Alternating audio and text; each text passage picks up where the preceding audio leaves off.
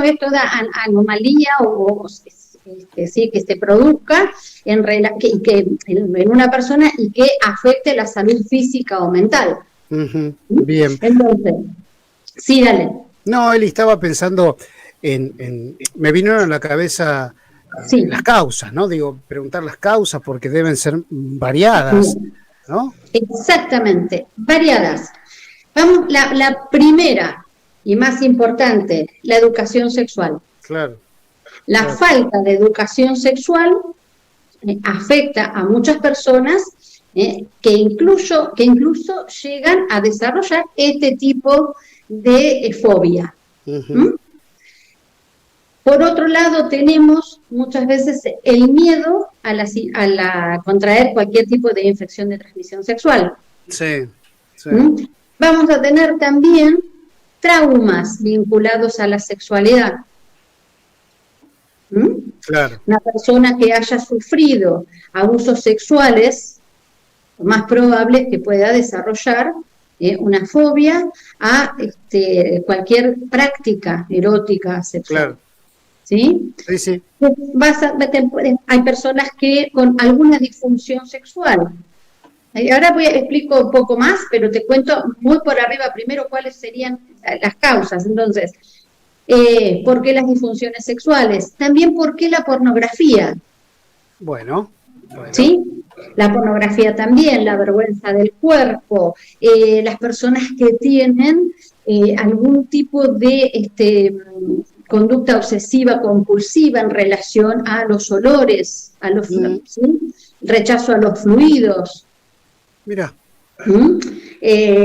Personas que tienen obsesión con la limpieza, personas que les da vergüenza su cuerpo, o personas a las que les da vergüenza sus genitales, o que tienen aversión por los genitales. Bueno, la verdad que me sorprenden algunas cuestiones que decís, ¿no? A vos no, porque por supuesto lo escuchás, pero estoy pensando, mientras vos me hablás, pienso, ¿no? En por qué deberían tener vergüenza, porque, bueno, es una cuestión que uno no lo puede entender porque no está en ese cuerpo, en esa cabeza. Claro, entonces nosotros vemos de afuera y decimos, bueno, como yo no lo tengo, no me lo imagino cómo debe ser, pero sí, también tenemos que entender que hay personas a las que les pasa esto, que lo sufren, ¿sí? Y que muchas veces llegan a vivir un celibato autoimpuesto. Qué fuerte eso, ¿eh? Entonces, claro, por eso te decía que a veces hay temas que, como ¿no? La erotofobia o el miedo a tener relaciones sexuales. Hay gente que dice, ¿cómo es posible que haya gente que le tiene miedo a algo tan natural? ¿No? Que mirá, las causas o las razones por las cuales hay personas que tienen esta fobia se deben a estos temas que acabo de mencionar, donde algunos pueden llegar a ser terribles, como por ejemplo personas que sufrieron algún tipo de abuso sexual, ¿sí? O traumas sexuales. Claro, ahí se entendería totalmente. Claro, personas que tienen una obsesión con la limpieza, que tienen aversión a los olores, que tienen mucho rechazo por los fluidos. Interesante. Entonces son personas que tienen, que tienen otro tipo de situación clínica, ¿sí? Que da lugar a que se dé este tipo de fobia a los encuentros sexuales. Sí. Eso de haber tenido un abuso sexual en sus distintas formas es entendible, pero esto que me decís a los olores o al contacto o a la genitalidad per se es más extraño todavía. Sí, pero hay personas que tienen este tipo de aversión, ¿sí? A todo aquello que tenga que ver con la genitalidad, que les da asco. Voy a mencionar un caso puntual, una mujer que le tenía asco al pene, o sea, y no era una mujer lesbiana, pero le tenía asco al pene. Si empezás a indagar, a ver por qué pasó, te encontrás con que en la infancia había sufrido de un abuso sexual por parte del abuelo que la obligaba a tocarle el pene. Bueno, entonces, claro, ahí tenés un caso muy concreto. Claro, entonces si uno lo cuenta así como por arriba, no contamos más en profundidad, no se entiende, es como cómo le va a tener, porque hay personas que hacen ese tipo de comentarios, ¿no? ¿Cómo le va a tener, bla, bla, bla? Y decís, mirá, hay casos en donde ha pasado este tipo de cosas terribles en la infancia y más tarde va a desarrollar muy probablemente un rechazo, una aversión a los genitales masculinos, ¿sí? No puede ver ni tocar un pene. Claro. Investigas un poco más y te encontrás con que se trataba de una mujer que en la infancia fue abusada por su abuelo. Tremendo, tremendo el ¿Sí? vínculo, esas cuestiones intrafamiliares que brutales, son muy comunes. Brutales, claro que sí. Intrafamiliares. Claro que sí. Después puede ser personas con mucho sobrepeso que sienten vergüenza de su cuerpo. Claro, bueno, claro. Claro. Entonces, rechazan todo tipo de intimidad, ¿no? De acercamiento, de contacto corporal, ¿sí? O personas que va perdiéndose la libido y ni siquiera ya forma parte de una necesidad, ¿no? Un cierre total, ¿no? Rechazo. Eso no es para mí. O personas que tienen cicatrices por alguna cirugía y que sienten vergüenza de su cuerpo. Bueno, a ver, he escuchado alguna vez, porque esto que decís parece un dato muy, muy chiquitito, muy menor, pero yo he escuchado mujeres que quieren taparse de alguna manera la cesárea. Claro, sí. Pero a nivel me molesta, es decir... Sí. Que no quieren que las vean desnudas. ¿Por la cesárea? Sí, por la cesárea, o por una mastectomía. Bueno, caso, claro. Sí, que terminan desarrollando este tipo de trastornos como consecuencia de la vergüenza con respecto al cuerpo, entonces van como cerrando, ¿no? Puertitas, y llega un momento en donde no se vinculó sexualmente nunca más. Por eso te decía esto de que en algunos casos se llega a celibato autoimpuesto. Claro. Ahora, Eli, no sé si tenés casos como para ver qué evolución puede llegar a tener. Entiendo que depende de cada persona, el trauma vivido y cómo puede llegar a darse esa apertura mental como para, ¿no? Bueno, entonces, mira, primero vamos a mirar un poco cada uno de los casos, ¿no? Si decimos, bueno, si se trata de una persona que ha desarrollado esta erotofobia como consecuencia de un abuso sexual sufrido en la infancia o en la adolescencia o en la juventud, sí. O incluso las violaciones dentro del marco de la pareja. Convengamos que casos de violación, mujeres violadas. ¿Qué tema ese? ¿Qué tema ese? Entonces, cuando se da que esa relación no está más, ya sí pasó, pero esa persona lo más probable es que no quiera volver a vincularse sexualmente con nadie. Sí. Alguna vez, perdóname, Eli, disculpame que te interrumpí, alguna vez la doctora Magirena, creo que planteaba esto en un post donde cuando de repente el hombre se levantaba y a la noche, 3 de la mañana, qué sé yo, y de repente tenía sexo y lo tenía, era como automático, pum, y planteaba el hecho de decir, che, esto es un abuso, están casados, pareja, o no lo es. Y bueno, me hiciste acordar a eso, no sé por qué. Sí, que es un abuso. Lo que pasa es que está naturalizado, es como algo que se da, que se ha dado históricamente de generaciones y generaciones, ¿no? Entonces, está naturalizado y por eso está invisibilizado. Claro. En el 2018, yo empecé a investigar el tema en el 2017. Porque tenía muchos casos clínicos y entre ellos, una que yo lo suelo contar muchas veces, era una mujer que tenía un marido alcohólico y que muchas veces llegaba alcoholizado a su casa, ella estaba durmiendo y lo voy a contar literal. ¿Sí? Yo sentía que me corría la bombacha y me despertaba el dolor. Claro. ¿No? ¿Qué te Entonces, imagínate, esa persona puede desarrollar una erotofobia, por supuesto, nunca más va a querer vivir lo mismo. Entonces, en su cabeza está la idea de que eso es lo que pasa siempre y le va a pasar siempre, por lo tanto trata de evitarlo de esa manera, ¿no? El rechazo, no quiero, no, no, no. Entonces, decís, bueno, ¿cómo se trabaja esto? Cada caso es particular, no hay recetas. ¿Viste cómo hablábamos la semana pasada? Es más teórico, ¿no? No hay una receta. Nosotros damos aproximaciones, qué zonas son las zonas más erógenas, etcétera, etcétera. Pero después cada cuerpo es único como sus huellas digitales. Y en estos temas también cada caso es único. Entonces, primero hay que identificar el problema. ¿Sí? Sí, sí. Hay que identificar el problema, porque no es lo mismo una persona que se ha cerrado a la posibilidad de vincularse sexualmente porque ha desarrollado una fobia, a una persona que hace tiempo que no se vincula sexualmente porque todavía no encontró a alguien que le resulte lo suficientemente atractiva como para vincularse sexualmente. Totalmente. Son cosas distintas. Me permitís, Eli, acá tengo un mensaje, vamos a actualizar la página, tengo ahí la rosita roja. Buen día, las estoy viendo, muy lindo el tema que están tocando, soy Viviana, me pasó alguna vez esto que ustedes dicen con mi actual pareja, pero lo dejé pasar. Me quedó un sinsabor, pero pasó. Saludos. Es que justamente está naturalizado e invisibilizado, ¿no? Entonces pasa muchas veces y es como que, bueno, no pasa.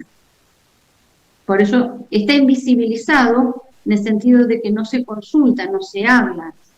No hay muchas mujeres que compartan esta información con sus especialistas en ginecología. O mínimo que se levanten a la mañana si en el momento no llegaron a reaccionar o lo que fuere, decir, che, lo que pasó anoche no estuvo bueno. Pero, sin embargo, muchas veces cuando la mujer plantea esto de esto no me lo hagas más, no me gusta, no quiero, hay grandes conflictos. Entonces muchas veces la mujer, para evitar los conflictos, termina cediendo y poniendo el cuerpo para el placer del otro. ¿Sí? Entonces, es un círculo. Siempre me acuerdo de un caso de una paciente que contaba que cuando le contó a su abuela que se había separado, la abuela le preguntó por qué. Y entonces ella le dijo, porque yo estaba, ya me cansé de que me viole prácticamente todas las noches. Ah, la pelota. Y la abuela le respondió sí. que qué tenía de malo si era el marido. Claro. Sí, pero es que probablemente para ella eso era normal y seguramente le debe haber pasado toda su vida de matrimonio. Forma parte de la cultura antigua, la cultura vieja. Claro, ¿no? ¿por qué? Porque el cuerpo de la mujer cosificado, ¿no? Como una cosa me pertenece, sos mi mujer.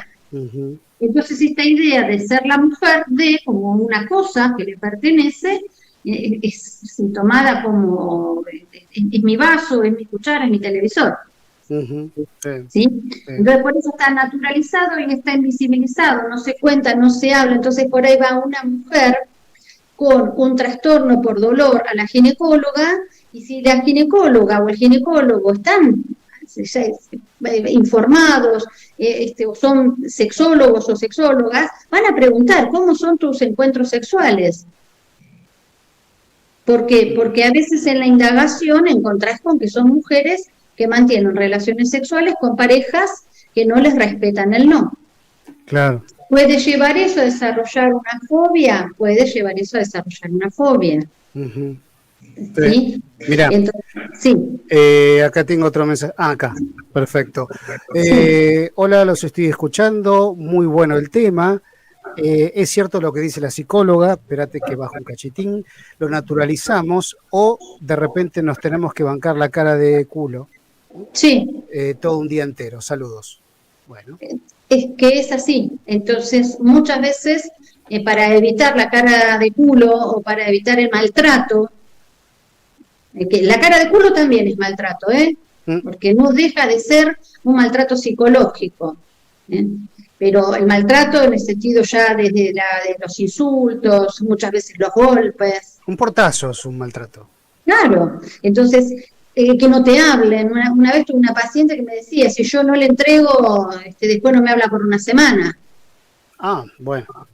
Entonces, tengo mira, tendríamos que decir casos clínicos, un montón. Me imagino. Mira, ayer posteaba... La audiencia que pregunte, ¿no? Claro, ayer posteaba en una red social X, no importa. No es X justamente, es X otra. En donde una chica decía que estaba harta de recibir mensajes y en esto estoy totalmente de acuerdo. Cuando yo soy antifeminismo extremo, me parece que el respeto a la mujer debe ser primordial, sobre todo en estas cuestiones, ¿no? Y hombres que de repente se creen que dicen piropos y dicen guarangadas, Sí. o de repente van y como no le contesta van al privado y empiezan a decir, ¿te habrá pasado, Elia? ¿A qué mujer no le pasó? De decir, dale, contestá, porque te hacen mostrar si tenés que, ahora te haces la... Entonces, Claro. todas esas cosas son, wow, digo, tienen razón en estar en alerta frente a el instinto primitivo, porque es primitivo en estos casos lo que demuestra el hombre, ¿no? Sí, bueno, esa también puede llegar a ser una causa de miedo o rechazo a las relaciones sexuales del tipo que fueran, ¿no? Porque el acoso muchas veces termina dando lugar, y más que nada las mujeres más jovencitas, a que sientan rechazo por los hombres. Claro. ¿Sí? Que por ahí terminan desarrollando un rechazo que no hay manera de entrar en un vínculo, y capaz que se vinculan cuando ya son mucho más grandes, porque tienen miedo de que les pase algo. Uh-huh. Mira, @cele2024, perdón, nos dice, el tema es excelente, ahora la pregunta es, ¿cómo se arregla esto muy de a poquito? Saludos. Bueno. A ver, como dije anteriormente, primero hay que identificar el problema. ¿Cómo identificás el problema? ¿Cómo te das cuenta que te está pasando algo? En general, la reacción de la persona va a ser similar a las de una crisis por ansiedad.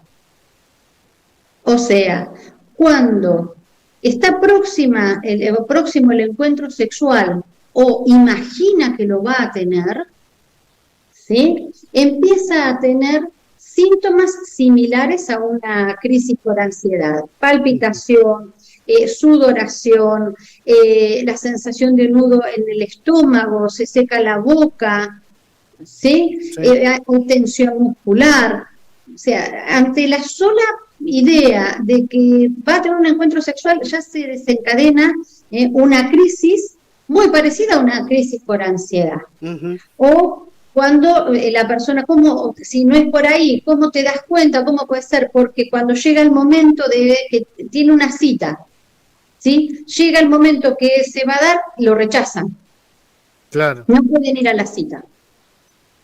Ya sea que haya sido por alguna aplicación o porque conoció a una persona en un lugar y esta persona la invitó a cenar.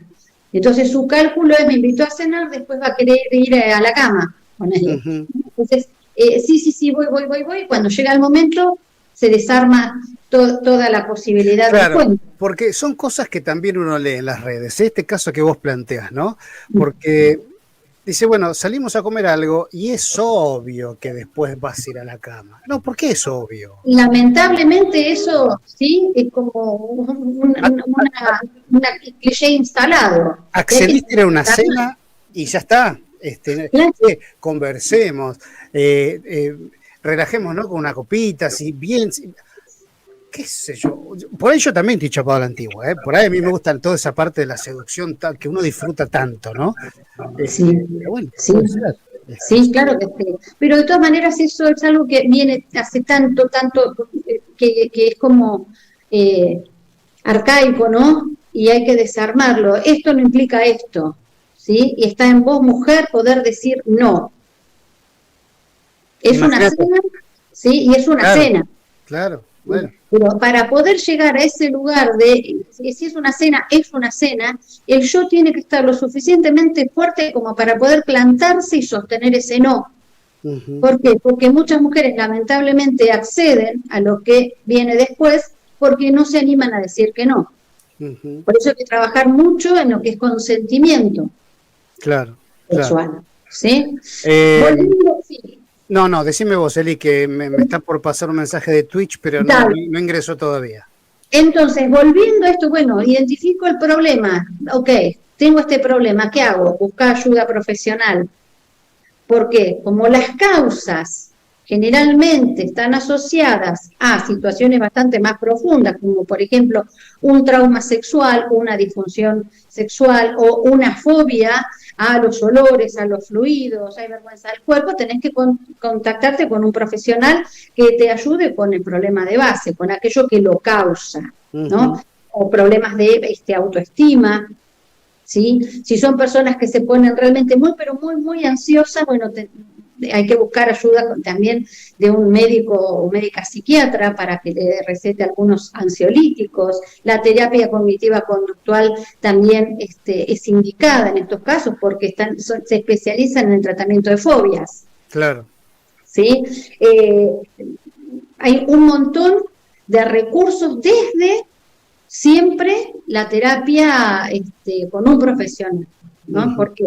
Porque tenés un montón de, a veces, ofertas que no están avaladas por una formación académica que sostenga esa práctica. Entonces, estamos hablando de una fobia. Vamos a decirlo como para que la gente entienda y se eduque acerca de que ustedes son los profesionales en la materia y nos referimos a los coach y sex coach. Yo no quisiera entrar en quiénes, sino hablar de que hay un abanico a veces de ofertas que no están, porque, a ver, un psicólogo o una psicóloga puede ser coach, sí, pero hay personas que por ahí no están, sí, hicieron su formación, su preparación, pero no están preparadas para poder trabajar con este tipo de casos. Bueno. Entonces puede llegar a ser altamente iatrogénico. Hay muchos profesionales que nos han mandado mails como para hacer una entrevista y de repente me meto en el perfil porque, bueno, en fin, no importa. Y cuando veo coach igual digo porque por ahí, y muchas veces son licenciados en psicología y además, eso es una cosa. Sí. Pero tiene una formación de base que le permite hacer clínica. Práctica clínica.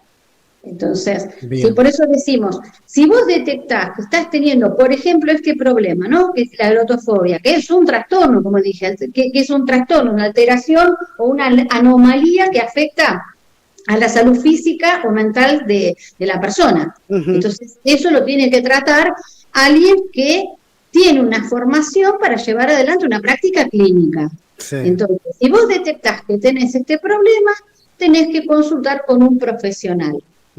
¿Sí? La terapia cognitiva anda muy bien porque son especialistas en fobias, trabajar desde el psicoanálisis cuando estamos hablando de un trauma. Si se trata de una disfunción por dolor, como la dispareunia, bueno, consultar primero con ginecología y después psicología. Sí. Vaginismo lo mismo, es un trastorno por dolor, que también termina causando una fobia a las relaciones sexuales. Bueno, ¿sí? Me hiciste acordar a la licenciada Carolina Sorba, que es kinesióloga especialista en piso pélvico, que hablaba de los dolores, ellos son específicos del área, como kinesiólogos, ¿no? Y hablaba de dolores en las relaciones sexuales. Y que muchas veces decía, hay veces que tenemos que recomendar terapia porque las causas no son orgánicas ni físicas a causa de una, ayúdame. Que es una causa psicológica. Episiotomía. Acá dice, muchas veces la causa no es una episiotomía u otro dolor, sino que son por relaciones forzadas y ese tipo de cuestiones. Claro, exactamente, por traumas psicológicos. Entonces, una profesional que trabaja, bueno, suelo pélvico y que seguramente va a tener pacientes con vaginismo derivadas de algún profesional de la ginecología, también es conveniente que haya una derivación a psicología.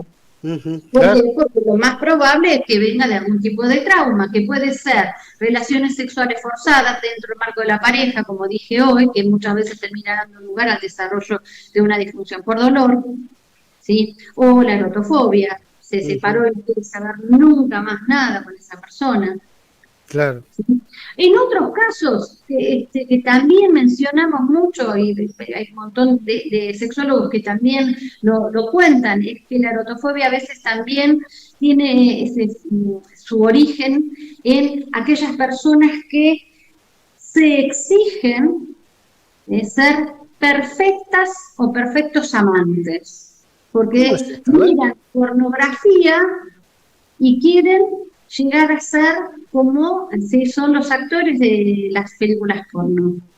Y entonces la frustración que les lleva entender que eso no es posible, porque son actores.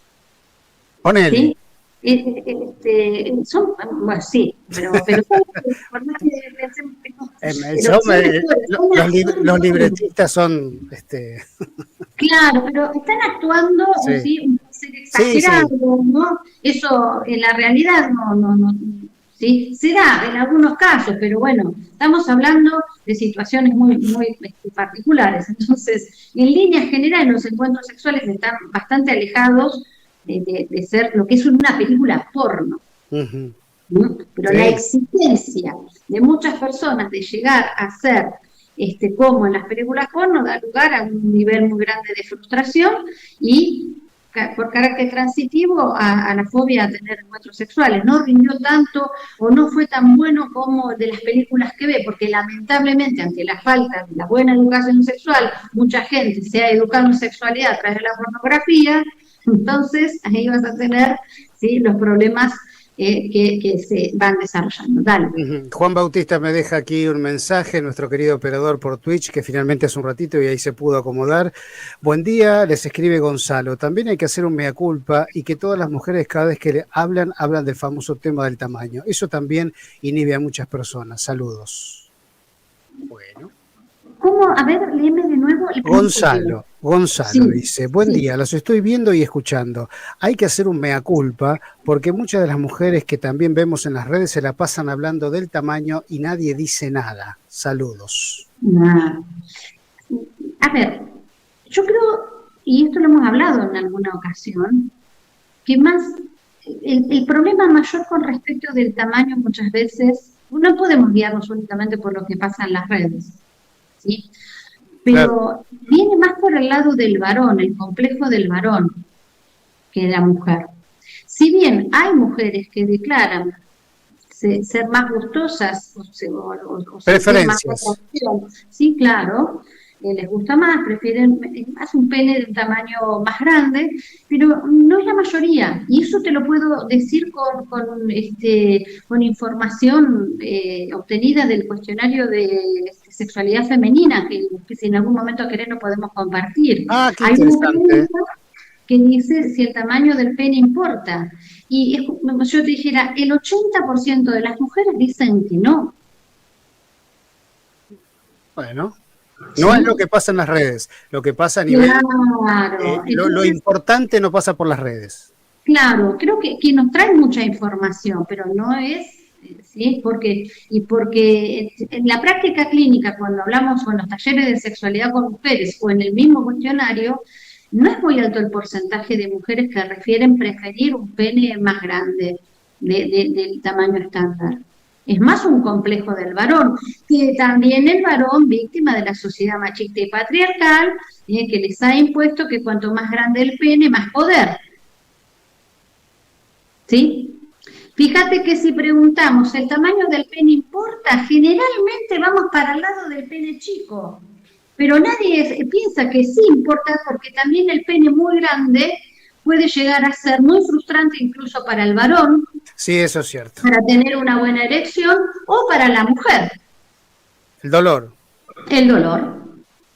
Entonces, siempre se piensa, vos tirás la pregunta y siempre va a ir la respuesta para el lado del pene chico. Pero nadie piensa si el tamaño importa en relación al pene grande.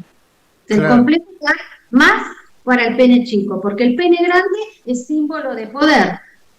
Increíble que eso ocurra, que se piense eso, ¿no? Bueno, no me puedo acordar el nombre no me puedo acordar el nombre de la ciudad en la cual tiene tallados los penes indicando en las piedras, o en las piedras del piso, o en unos muros, que está lleno de penes, que son, sí, que van llevando el camino hacia un lugar en donde se practicaba un tipo de ritual. Mira. ¿Sí? No me puedo acordar el nombre, un ritual que tenía relación con el pene como símbolo de fertilidad, de poder, etcétera. No, eso no lo había escuchado nunca. Sí, hay un documental, no me puedo acordar ahora el nombre, pero hay todo un tema con el pene en el sentido, ¿sí?, del poder. Por eso hablamos Símbolo de falocéntrica, ¿no? Claro, el falocentrismo, ¿no? Claro, entonces los varones son víctimas de una sociedad machista y patriarcal que también les impuso un tamaño de pene, es decir, que si no tenés ese tamaño, entonces, bueno, no, estás en un problema. Y en realidad no, porque al menos en lo que yo veo en el cuestionario y en las mujeres con las que he trabajado y trabajo, el tamaño del pene no es importante. El síndrome del vestuario que afecta tanto, ¿no? Claro. Sí. Yo tenía de paciente un varón que tenía un pene infantil. Si el pene infantil es el pene que no se ha llegado a desarrollar. Un pene nenito. Un hombre adulto. Un hombre adulto. Ya desarrollado. Sí, y para él era terrible el complejo que tenía. Sin embargo, ¿puede fecundar? Sí, tiene 3 hijos.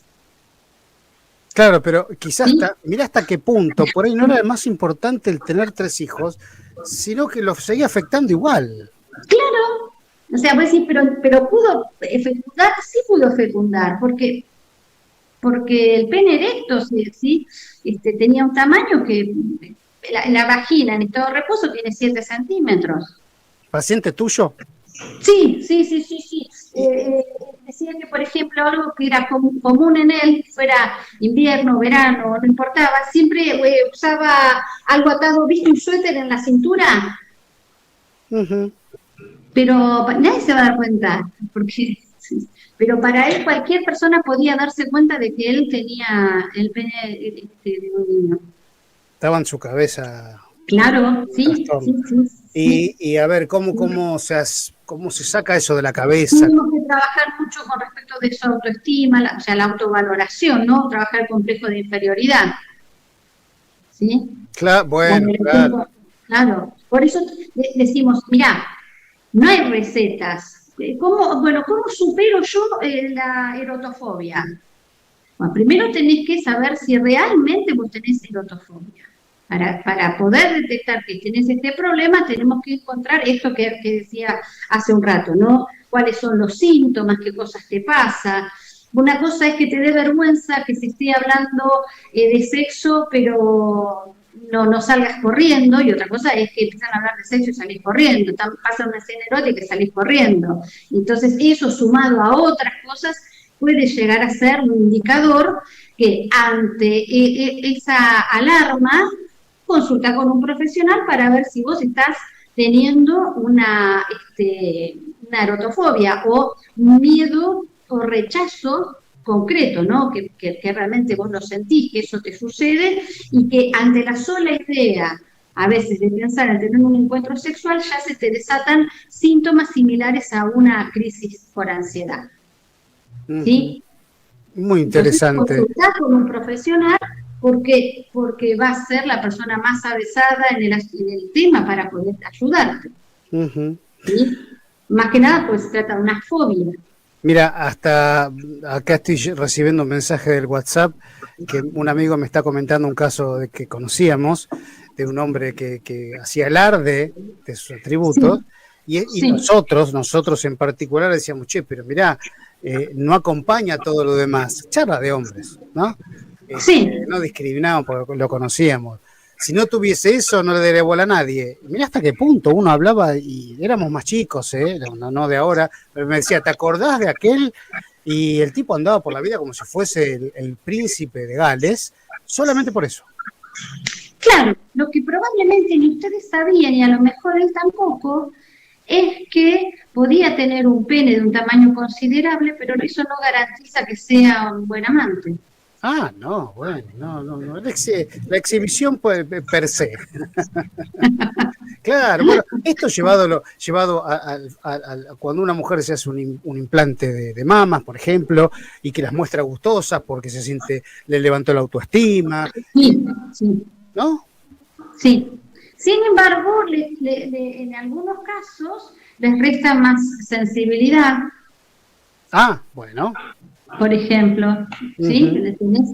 Sí, tenés estas ventajas, pero tenés estas otras desventajas, Claro, que claro. también es un tema, ¿no? Y tiene que ver con el tema del cuerpo. Uh-huh. La Sí. vergüenza por los pechos chicos o la vergüenza por los pechos grandes, la vergüenza porque la vulva tiene los labios internos más prominentes, más notables, o porque tiene una cicatriz de producto de una cesárea, por una mastectomía. O sea, fíjate que la sombra en el cuerpo siempre está en algún lugar y genera un montón de situaciones a veces muy incómodas que hacen sufrir muchas veces a quienes lo padecen, ¿no? Fíjate que una de nuestras profesionales aquí, una ginecóloga que es especialista en estética genital, decía que siempre fue la consulta más frecuente implante mamario, siempre, ranking.